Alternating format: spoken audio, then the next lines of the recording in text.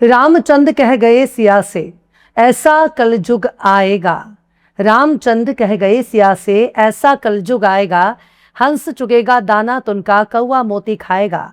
सलाम, नमस्ते, सत श्री अकाल। मैं हूं आपके साथ हर्षिता मिश्रा और आप देख रहे हैं टाइम्स मेल। पूरी दुनिया में लाखों करोड़ों भगवान मौजूद हैं। हर इलाके में किसी न किसी भगवान की पूजा जरूर होती है।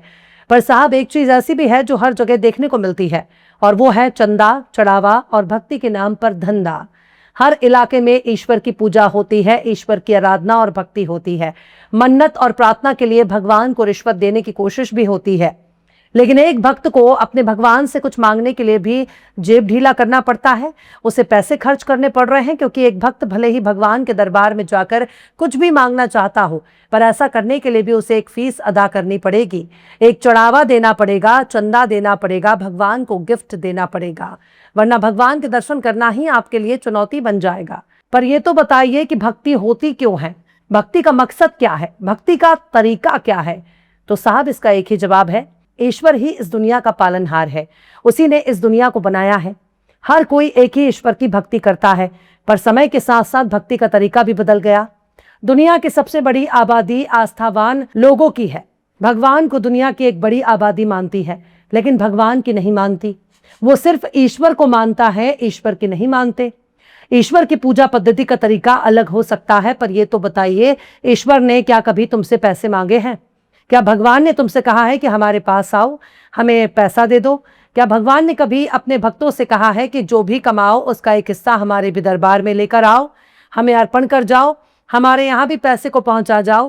क्या ईश्वर ने कभी कहा है कि तुम जो कमाते हो उसमें हमारा भी हक है? पर आज के दौर में ईश्वर के नाम पर, भगवान के नाम पर जो लूट मची है, ऐसी लूट कहीं और नजर नहीं आएगी। आज के दौर में सबसे बड़ा धंधा ही भक्ति, आराधना, पूजा अर्चना बन चुका है। पैसे चाहिए तो सबसे बढ़िया धर्म का धंधा है। एक ऐसा धंधा जिसमें ना कोई इनकम टैक्स देना है, ना कोई इनकम टैक्स रिटर्न फाइल करना है, ना ही अपने धंधे का किसी को हिसाब देना है। अब भले ही ये गंदा लग रहा हो, पर चाहे कैसा भी हो, पर धंधा तो धंधा ही है। साफ तौर पर कहें तो गंदा है, पर धंधा है। और इस धंधे को आगे बढ़ाने के लिए इसमें भक्ति का सहारा लिया जाता है। पर यह पूछा जाना चाहिए कि जब संसार को बनाने वाला ही भगवान है, जब भगवान ही सर्वशक्तिमान है, तो फिर भगवान को तुम्हारे चंदे और चढ़ावे से क्या मतलब है? क्या भगवान ने तुमसे कोई चंदा नहीं मांगा, कोई चढ़ावा नहीं मांगा, तो भोजन पकवान नहीं मांगा? तो फिर तुम्हारे चढ़ाए गए पैसे, तुम्हारे चंदे कहाँ जाते हैं, किसकी जेब में जा रहे हैं? और सबसे खास बात यह है कि जो भगवान, जो फल, जो भोजन भगवान को देकर आते हो, क्या भगवान उसे खाते हैं? और अगर भगवान को भक्त के किसी की भोजन या पकवान की कोई जरूरत नहीं है, तो उस भोजन को कौन हजम करता है? जो भोग लगाया जाता है हमारे देश में इस वक्त राम मंदिर के चढ़ावे को खूब याद किया जा रहा है। अयोध्या में करोड़ों रुपए के चंदा घोटाले का मामला सामने आया है, जिसमें पुलिस केस भी दर्ज किए जा चुके हैं और जांचें भी चल रही हैं। पर असली चोर कौन है, उसका मकसद क्या है, ये चोरी कब से शुरू हुई थी, चोरी क्यों कर रहा था, लोगों की आस्था के साथ खिलवाड़ क्यों कर रहा था, लोगों के धन को क्यों लूटा जा रहा था, लोगों को मूर्ख क्यों बना रहा था, वगैरह वगैरह। इन तमाम सवालों का जवाब मिलना बाकी है।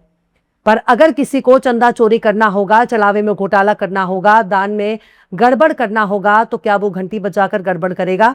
क्या डंका पीटकर चोरी करेगा? क्या लाउड स्पीकर पर शोर मचाकर चंदा चढ़ावे या दान की चोरी करेगा?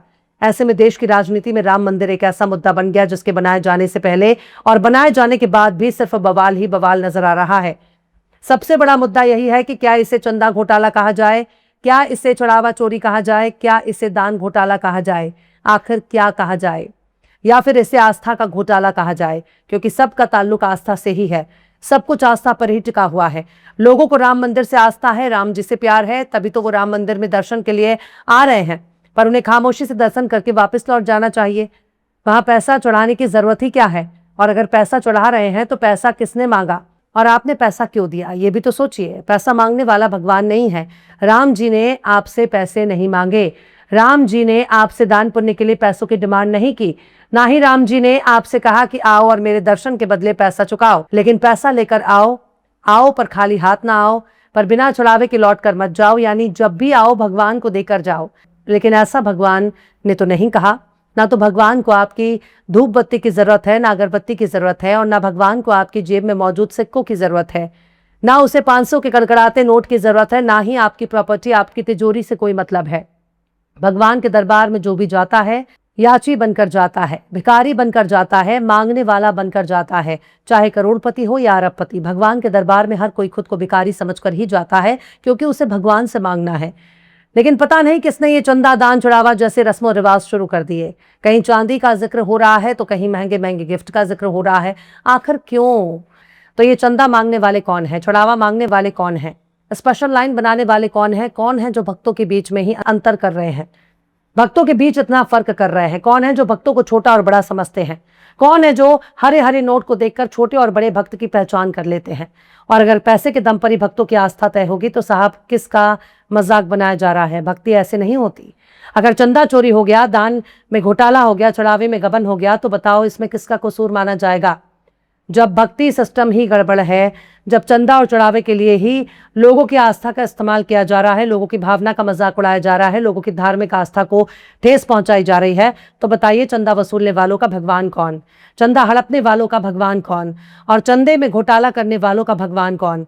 अगर उन्हें सच में भगवान से आस्था होती तो उन्हें भगवान का डर होता, कोई शर्म लिहाज होता, कोई लोक लाज होता। और सबसे बड़ी बात है, इतना तो मन में जरूर ख्याल आना चाहिए कि भले ही कोई देख रहा हो या ना देख रहा हो, पर ईश्वर तो हमें देख रहा है, भगवान तो हमें देख रहा है। साफ तौर पर कहा जाए तो ये बात कहने में कोई गुरेज नहीं है कि चंदा चोरी करने वाले राम जी में विश्वास नहीं करते थे। जो भगवान को ही नहीं मानते थे, उन्हें इतना तो मालूम था कि कोई भी भगवान उन्हें नहीं देख रहा है। तभी तो भगवान के दरबार में चोरी हो गई, पैसे की चोरी हो गई, चंदे की चोरी हो गई, सोने चांदी की चोरी हो गई, गहनों की चोरी हो गई, रुपयों की चोरी हो गई। तो साहब इतना बता दीजिए कि लोगों पर चंदा चोरी का इल्जाम लग रहा है, क्या वो राम जी को भगवान मानते थे? क्या वो भगवान में अपनी आस्था रखते थे? क्या वो मानते थे कि जो मूर्ति उनके सामने स्थापित की गई है वो भगवान है, वही ईश्वर है? पर ये तो कुछ भी नहीं है। आंध्र प्रदेश में तिरुपति बाला मंदिर में सुअर चर्बी, मछली का तेल, गाय की चर्बी मिलाकर लड्डू कौन बना रहा था? वहां भी लोगों की आस्था के साथ खिलवाड़ किया गया। क्या मिलावट करने वाले लोगों को बालाजी में विश्वास था? अगर था तो मिलावट क्यों किया? आज से कान पकड़ लीजिए, किसी भी धार्मिक स्थल पर जाकर आपको पैसे देने की कोई जरूरत नहीं है।